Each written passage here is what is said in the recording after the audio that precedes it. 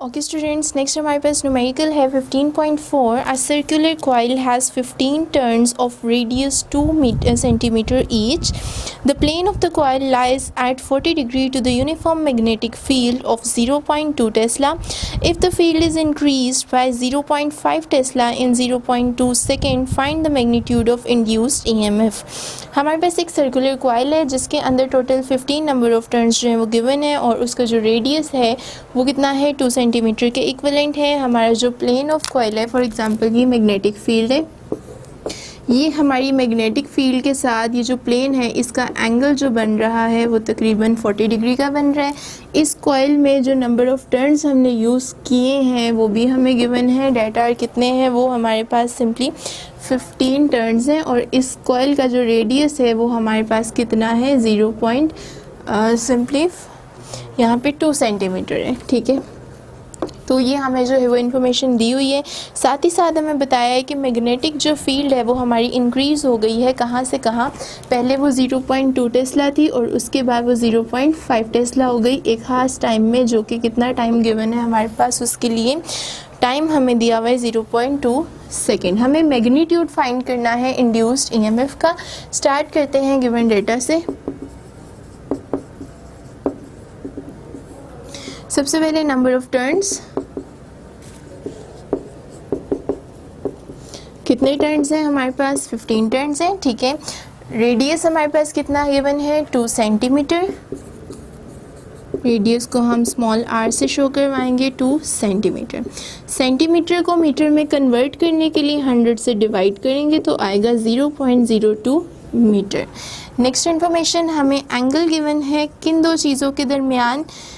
Plane of coil और हमारी magnetic field के दरमियान. ठीक है, तो कितना एंगल बन रहा है वो है 40 डिग्री का. नेक्स्ट इन्फॉर्मेशन हमें जो है वो चेंज इन मैग्नेटिक फील्ड है.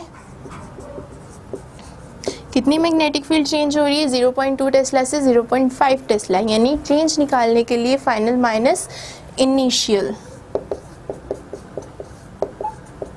तो वो आ जाएगी 0.3 टेस्ला के इक्विवेलेंट. टाइम में थोड़ा सा जो चेंजिंग आई है वो था 0.2 सेकेंड्स. नेक्स्ट जो है वो हम क्या करना चाहते हैं, हमें मैग्नीट्यूड डिटरमिन करना है. Magnitude of induced EMF, formula क्या होगा? -n del phi over del t. Magnitude निकालना है तो माइनस साइन को हम निगलेक्ट करेंगे.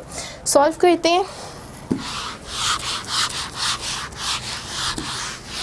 ओके, तो स्टूडेंट्स वैल्यूज़ पुट कर लेते हैं. सिंपली n इज़ 15 गिवन है हमें. ठीक है, यहाँ पे नेक्स्ट हमारे पास डेल फाई की वैल्यू जो है चेंज इन फ्लक्स निकालने के लिए हम एक रिलेशन यूज़ कर लेते हैं. Del phi is equivalent to del B A का. डेल बी तो हमने निकाल लिया, लेकिन ए जो है वो हम कह सकते हैं कि पाई आर स्क्वायर के इक्वलेंट है. तो यहाँ पे इसकी वैल्यू पुट कर लेते हैं. डेल बी की वैल्यू जो हमारे पास आएगी वो है कितनी? 0.3 टेस्ला. इसको अगर हम यहाँ लिख लें डेल बी ए ओवर डेल टी.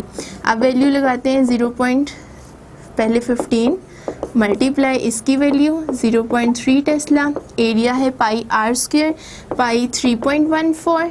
ठीक है, नेक्स्ट आर जो है वो हमने निकाला था कितना? 0.02 मीटर का स्क्वायर. ठीक है, और डिवाइड कर दें अगर इस टर्म को हम किस चीज़ के साथ? टाइम के साथ, जो कि है 0.2 सेकेंड.